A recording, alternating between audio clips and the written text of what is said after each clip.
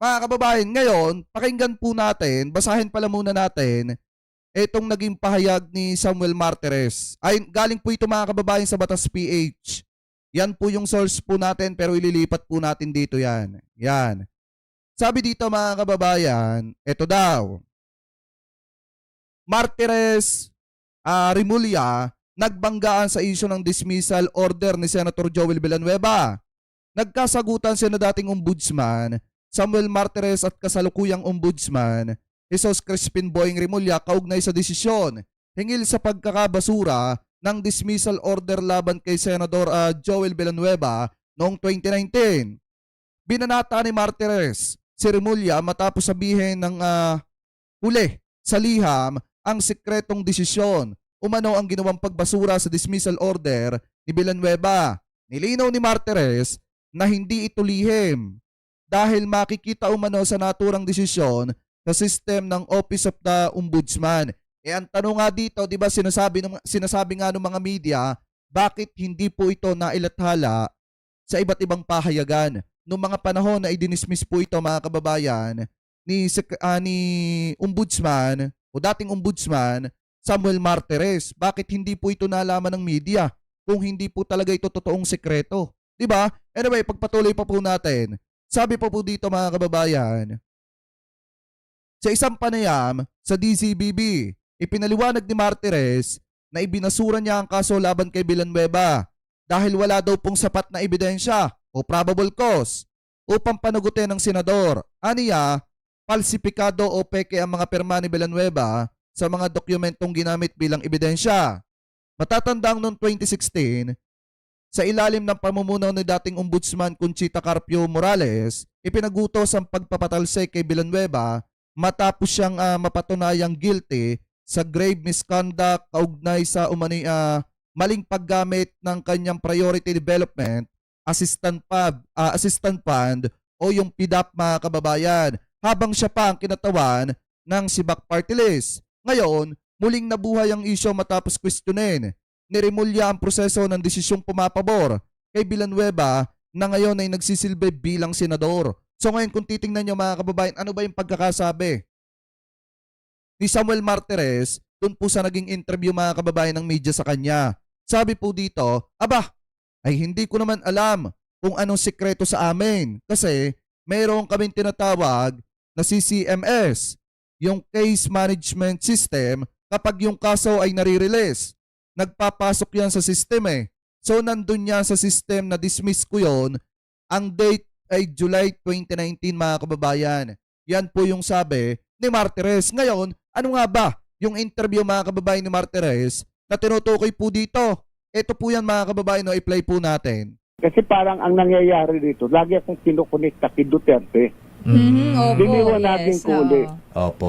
Nang na ako'y inappointed Digong, ang sinabi Ito tandaan nyo to mga kababayan. Ang sinasabi dito ni Martires, lagi daw po siyang ikinokonekta kay dating Pangulong Rodrigo Duterte kasi nga, inappoint daw siya mga kababayan ni Digong. So ngayon, ito i-play po natin. kasi parang ang nangyayari dito, lagi akong kinukonekta kay Duterte. Opo, Diniwan natin yes, ko ulit.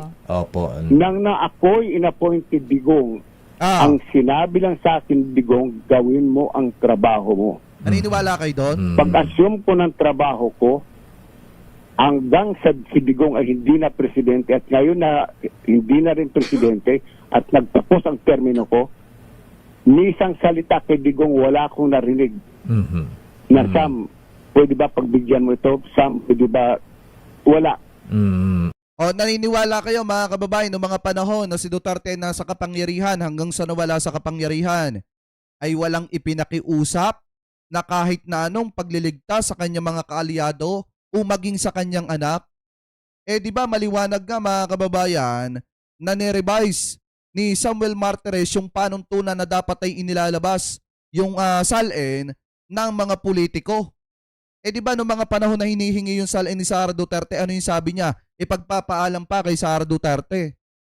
Maliwanag mga kababayan na kaya po niya binago yun, para nga protektahan yung mga politiko mga kababayan na kaalyado ni dating Pangulong Duterte. Anyway, pagpatuloy pa po natin. kahit sa isa sa kanyang mga alagad, Mhm. si Bingbong Midaldea o si Bongo, walang sinasabi na boss.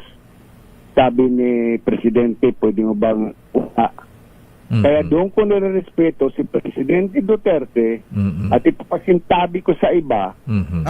na wala akong pinakiusap sa akin. Mhm. Hindi ako diehard digong, hindi ako Mhm. DDS. Mhm. In fact, Hindi daw DDS mga kababayan ha. Oy, eto yung mga DDS dyan.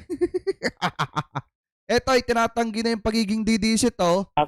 I am a Marcos loyalist. Ay. Yung tatay ni Marcos hindi itong presidente. Aha. Liliwanagin Si ko senior. yun. Si senior. Senior. Marcos loyalist, yung senior Marcos.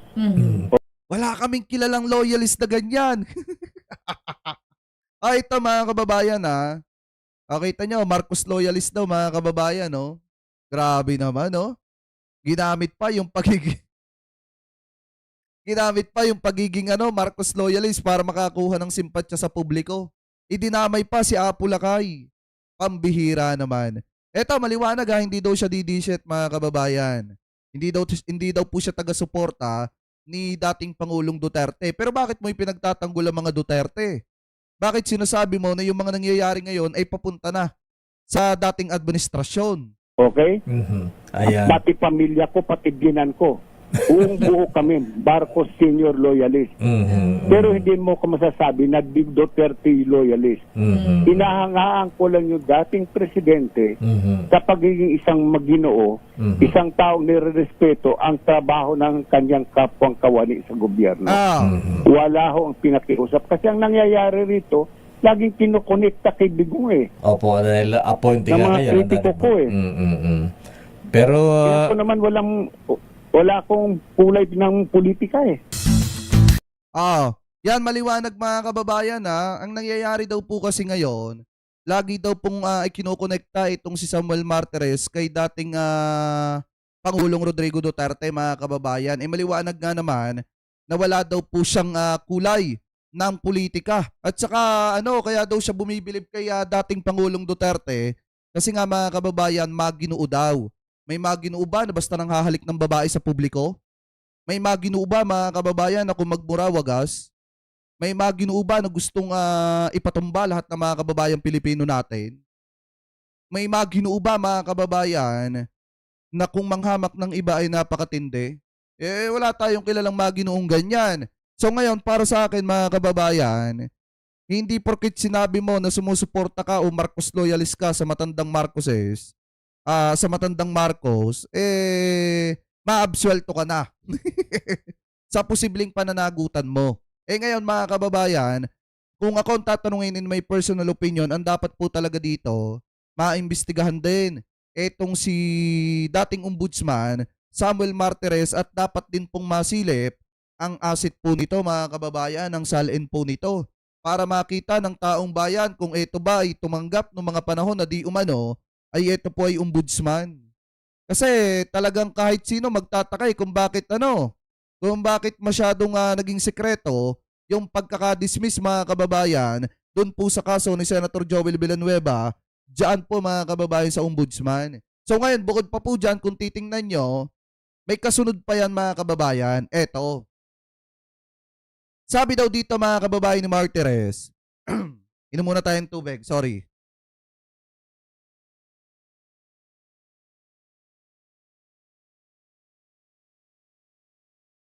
Sabi mga kababayan ni Martires, eto daw, hindi tungkulin ng ombudsman ang araw-araw na press con. Ani po ni Martires, sa gitna ng usapin, sa pagitan ni na ombudsman Boying Rimulya at dating ombudsman Samuel Martires, kaugnay ng umano'y secret decision sa kaso ni Senador Joel Villanueva. Nanindigan si Martires na hindi tungkulin ng ombudsman ang magpa-press con para ipagyabang ang kanyang mga desisyon.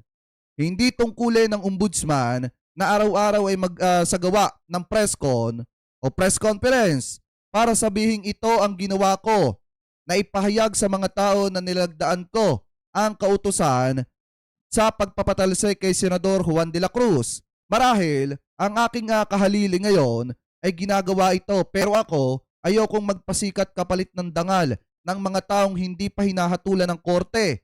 Ngayon mga kababayan, di ba ang gusto nga ng taong bayan, makita yung ginagawang trabaho ng ombudsman. Alam mo, dating ombudsman, Samuel Martires, kung kayo napakanipis at napakatipid, magbigay ng tawag dito, ng balita sa mamamayang Pilipino, ibahin nyo yung kasalukuyang administrasyon ngayon. Kasi ang gusto ng taong bayan, dapat ang gobyerno fully transparent. Dapat ang gobyerno transparent sa publiko. Kayo noon may tinatago siguro kayo kaya hindi kayo makapagpa-press con eh. 'Di ba mga kababayan? Anyway, tuloy pa natin. Sabi pa dito, eto pa daw mga kababayan, nilinaw ni Martires na hindi kailangang gawing palabas sa media ang bawat hakbang ng ombudsman dahil may mga kasong kailangang pagtuunan ng proseso at hindi ng publicity. Dagdag niya, dokumentado ang lahat ng desisyon sa case management system o itong CCMS ng ombudsman kaya't walang sekretong desisyon na tinutukoy ni Remulla. Hinamon pa niya ang kritiko kung sino mang tao ang makakapagsabi na may ginawa kong anomalya sa opisina ng ombudsman, lumantad at sasagutin ko. Dagdag pa niya, mas mahalaga ang tahimik na pagtatrabaho kaysa sa paghahanap ng kredito sa media. Tila isang patama sa estilo ng pamumuno ng kasalukuyang ombudsman na mahilig mag-anunsyo gamit ang media mga kababayan. Yan po yung sinasabi dito ni Martires. Ngayon, kung titingnan po natin mga kababayan, kayo ba? Saan ba kayo pumapabor? Doon sa ginagawang pagtatrabaho ni Martires o yung ginagawang pagtatrabaho ngayon ni Ombudsman Boying Remulla na kung saan lahat ng hakbang ng ombudsman ay kailangang alam ng mamamayang Pilipino at napaka-transparent sa taong bayan. Kasi kung titingnan nyo po, parang napakahirap naman na nung panahon ni dating Pangulong Rodrigo Duterte, napakatipid ng mga ginagawang pagsagot, pagbabalita, pagbibigay ng accomplishment ni Martires mga kababayan sa panahon na siya po ang ombudsman. Biruin nyo, wala nga kalam-alam ang mamamayang Pilipino na may ganyan palang kaso na na-dismiss etong si Senator Joel. At kahit si Senator Joel ay hindi po nagawang ipamalita yan nung panahon mga kababayan na na-dismiss yung kanyang kaso. So ngayon, ano pong iisipin ng mga kababayang Pilipino po natin patungkol po dyan sa ginawa pong yan ni dating ombudsman Samuel Martires? Kaya nga kung akong tatanungin talaga, mas maganda maimbestigahan din ito pong si ombudsman Samuel Martires mga kababayan kasi kung tutuusin mga kababayan, ano po ito talagang kahit sinong mamamayang Pilipino mapapatanong po kung bakit parang ang dating ay inilihim sa taong bayan yung naging desisyon na yon. So ngayon dapat po maimbestigahan yan. Anyway ngayon mga kababayan, kung titingnan nyo, bukod pa po dyan, may nakita po tayong ito. Yan. Ito ba yon? Ay hindi. Yan. Historicon mga kababayan. Pakinggan po natin etong naging usapan mga kababayan dito po sa Historicon na kung saan ito po ay patungkol sa pagkaka-reversal ng dismissal mga kababayan, dismissal order laban po kay Senator Joel Villanueva. So ngayon pakinggan po natin ang sasabihin dito nitong abogado mga kababayan na kausap ni na Sir Ronald Ali Llamas. Ito ay play po natin. Good afternoon, magandang hapon po sa lahat. Yes, sir. Thank you for joining us, sir. Sir, dami naming tanong. Pakinggan nyo Pagdating sa legal, ikaw yung number one namin Sir, ito, okay, I'm sure you're familiar already. 2016, Conchita Capital Morales orders the dismissal, I suppose administrative case to, of Senator Joel Villanueva for a pork barrel scam, mga 10 million. And the Senate decided as a chamber, no, we will not. Ang kanilang reason daw, wala raw authority ang ombudsman to punish one of their own. Sila lang daw ang meron through their ethics committee. What does the law say about that? At attorney, parang natapos ngayon araw yung issue na yan dahil binawi na ni Ombudsman Remulla yung kanyang ipapadalang letter daw sa Senado. Dahil na-surprise siya na meron palang secret decision ang previous ombudsman. Sabi naman Granting the motion for reconsideration of Senator Joel Villanueva. Pwede ba yun? Secret So, hindi na decision? itutuloy yung, Hindi na. pagpapadala niya ng ano? Hindi na, dahil nga may secret decision daw. Teka, Secret ha? Ang ombudsman na ginrant yung reconsideration. Saan lang ba siya? request. Mamaya natin. Ngayon, sa ABS-CBN. Oo, okay. Nakakuan. Eh, kay Joel, hindi secret. Kasi yan yung sinasabi ni Senator Joel Villanueva. Oo. Na ni-reverse daw. Ang bilis ng mga pangyayari. Parang si Joel lang yung nakakaalam nun. No? At saka si former ombudsman na Martires. Sir, enlighten us. What does the law say about What's these things? what's happening? What's Magugulat happening? kami. Well, kahit may secret or not so secret reconsideration ng dating ombudsman, I think it still needs to be looked into because it is also a very blatant disregard of due process and accountability of public officials. Kasi decision na yan, pinadala na ang rekomendasyon sa Kongreso, and the power of the ombudsman to investigate and to discipline public officials is not only in the ombudsman law, which is created by Congress, but in our very own constitution. So wala dapat mga delay that makes that power inutil. And also, all of these powers, all of these processes are meant to hold people in high government positions accountable, including congressman and a senator. Hindi naman accurate to say na dinismiss yan ng Senado. Hindi po. Diniver nila, inupuan nila. Hindi nila dinisisyonan. At ilang ho nagsimula sa Senado yan, nung nahatulan, after due process, after looking at all the evidence and the arguments of both sides. Kita nyo mga kababayan na ano yung sinasabi dito. Hindi naman daw po talaga dinesisyonan ng Senado yan. Inupuan lang yan mga kababayan. Ngayon, sino yung nagdesisyon? Sino yung nagdesisyon dyan mga kababayan kung bakit na-dismiss? Sa ombudsman yan. Walang iba kung hindi si former ombudsman Martires mga kababayan. Ngayon ituloy po natin kasi yung iba napapaisip kayo, dinesisyonan ni Tito Sen yan nung panahon na Senate President etong si Tito Sen. Hindi po mga kababayan, inupuan lang ng Senado yan. Kasi nga ano ba yung sinasabi ni Tito Sen?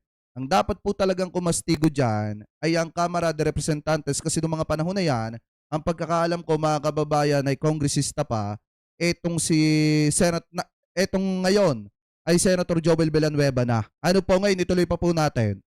Then Senator Villanueva was found administratively liable dun sa DAF niya at tinanggal siya at disqualify from office while he was a congressman. Yan, umabot na rin sa kalaman ng Kongreso. If I remember, ang speaker noon, si Speaker Belmonte, hindi na aksyonan. Nung dumating naman at nanalo siyang senador, pinaalam din ng ombudsman, meron akong recommendation because let's be clear about this. The ombudsman is a power to investigate anybody in government, including the president, vice president. And he has administrative, disciplinary powers over them, except that for those who are members of the judiciary, impeachable officials, and the vice president, the president, and constitutional commissioners, and members of Congress is recommend their dismissal or removal from office. So malinaw ho yan sa Constitution. So mayroon siyang poder. Ang problema lang, yung kanyang recommendation, inupuan nila, diniban nila. E di ba, kung titignan natin ang Anti-Graft and Corrupt Practices Act, graft and corrupt practice din yan eh. Yung pagdi-dribble, yung pagdi-delay. So now, we are, and I think it was right for the ombudsman, the present one, to revive it. Kasi hindi naman nagre-prescribe yan eh. And to hold people accountable, they have to explain bakit hindi nila ito naksyonan. Ngayon, biglang meron palang secret motion for reconsideration. Then again, whoever reversed then Ombudsman Conchita Carpio Morales should also be held accountable and explain bakit, di ba? At bakit napakatagal? At bakit, sabi niya, secret, nagugulat na lang yung mga nakupong. Ngayon, alam nyo na kung bakit nung mga panahon mga kababayan, actually nito lang pala, di ba nagkaroon mga kababayan ng parang isang interview etong si former ombudsman Conchita Morales na kung saan sinasabi dito na kesyo ginawa daw nilang katatawanan. Ano po yung batas dito sa Pilipinas at nagmukha tayong katatawanan sa iba't ibang bansa kasi nga ganito po yung ginawa nila mga kababayan na pambabalakura sa proseso ng batas dito po sa ating bansa. Kita nyo noong mga panahon na ombudsman pa, ito pong si Conchita Morales mga kababayan, ipinapadismiss na niya. Itong si Senator Joel Villanueva. Ngayon, nung napalitan siya ni Martires, dinismiss yung kaso laban kay Joel Villanueva pero hindi alam ng publiko. Yan yung masakit dyan. Ombudsman, meron pa ng secret. Wala dapat din yan. Tama. Yung mga criminal cases, disciplinary admin cases, there are public officials and records of this are supposed to be open to everyone. Hindi to executive session, hindi to confidential. Anybody can look at it, and we should look at it. So whoever reversed Conchita Morales should explain. Senate should also explain bakit inupuan nila yung rekomendasyon nila. Kasi wala naman silang resolution saying hindi tama yung desisyon mo o kaya wala kang poder. Basta inupuan na lang nila. Yung pag-hindi pa na yan, hindi tama at dapat mag-explain pa rin sila regardless of yung lumalabas ngayon na secret motion for reconsideration that was granted. O di dapat ang pinakatanungin dyan mga kababayan ay walang iba kung hindi. Ito pong si Samuel Martires. Total naman sinabi niya mga kababayan, kahit sino daw po yung magtanong sa kanya ay willing niyang harapin. So ang pinakamaganda dito dapat maimbestigahan ito pong si Samuel Martires para malaman naman ng taong bayan yung mga dahilan po niya kung bakit niya inilihim ito sa mamamayang Pilipino. Kasi hindi lang po sapat kasi mga kababayan na sinasabi na nasa system yan ng ombudsman. Ang tanong dito, bakit hindi po nalaman ng media noong mga panahon na yon? Attorney, meron ba kayong alam na president na yung desisyon ng isang ombudsman ay ni-reverse nung kanyang successor na ombudsman? Ayan ba ay nangyayari? But maari, no? Pailan-ilan lang yan. And that's why, and it cannot be because you're the new ombudsman, then you can reverse. You have to explain why you are reversing because the earlier decision, dismissing him and holding him accountable, was not a personal decision. It's based on evidence and law. So whoever reverses that should, explain why. Meron bang bagong ebidensya? Meron bang bagong batas? Hindi pwedeng feel ko lang i-reverse ko ito. That's another thing. Yung bang, hindi dapat, that's why we call ourselves rule of law, na hindi yung personal. So you have a duty to explain and lay out the basis why you say so na ma-reconsider dapat ito. It would be very interesting na tignan natin yung desisyon na yan. Sino bang gumawa? Ano ang mga antecedents? Meron bang bago na lumabas? Shall we have a question? Pero attorney, ang wording na ginamit, even you said recommendation eh. Pwede bang i-reject yun nung pinagrekomendahan mo? Sabihin ng mga senador at o kaya ng House, ayaw namin aksyonan yung recommendation mo eh. Are they liable for that? Yung pwedeng i-reject for good reason. Pero kung sabi mo, ayaw naming aksyonan yan, maling-mali yun. Wala sa batas yun. Because that will make it a very whimsical decision. You have to explain why you cannot act. Pero inyo, isipin nyo na lang mga kababayan, ganito po kung yan po ay na-dismiss nung mga panahon na yan, kahit papaano, nabawasan mga kababayan yung sangkot sa maanumalyang flood control at yung mga kumikbak Diba? Pero inyo, kung na-dismiss, nung mga panahon na yan, mga kababayan, yung mga politiko na dapat ay nadi-dismiss na sa kanilang posisyon. Kasi nga, sangkot sa mga anomalya. E di kahit papaano, nabawasan yung mga sangkot sa mga anomalyang flood control. Kaso ang problema, nung panahon pala ng ombudsman, ito pong si Martires, hindi niya pala inaksyonan yan. Bagkos, ang ginawa niya mga kababayan, ibinasura na lamang po niya, di umano para maisalba ito mga kaalyado ni Digong. Anyway, pagpatuloy pa po natin. Or you're not acting under recommendation, you have to explain meron bang legal obstacle, meron bang na-violate na karapatan, meron bang na-violate na principle. Because you have to understand, the powers and the stature of the ombudsman is not governed just by the laws prescribed by Congress. It's in the Constitution. So Congress cannot just disregard the powers and prerogatives of the ombudsman. So again, maari, but it has to be explained. At dapat yan sa batas, sa Constitution. Hindi lang nila feel, hindi lang nila type, or kakampi namin ito, kasama na namin, alangan naman, ihuhulog namin. That should never be an accepted reason for not acting on a recommendation by the ombudsman. Hindi, kung ang tingin nila wala namang na-break na law. Kasi remember, that was the PDAP scandal na maraming nasabit, especially in the House. And pati sa Senado, kung sabihin nila, marami sa amin gumawa niyan, hindi naman kami nakukonvict, hindi naman kami pinatatanggal. Kung ganun yung dahilan, what do you think of that kind of reasoning? Kumbaga, rason po chinango ang tawag dyan. Kasi nga, meron namang napanagot sa PDAP, di ba? Hindi naman si Congressman Villanueva marami-rami naman sila. Totoong hindi lahat napanagot. Yan yung example na 100 yung nag-jaywalking, nang huli ng 10, sasabihin ng 10, hindi kami pwede huliin. Kahit nag-jaywalking, kasi yung 90, hindi nyo nahuli, hindi nyo tinuli. That's a stupid reason and we should not normalize that or accept it.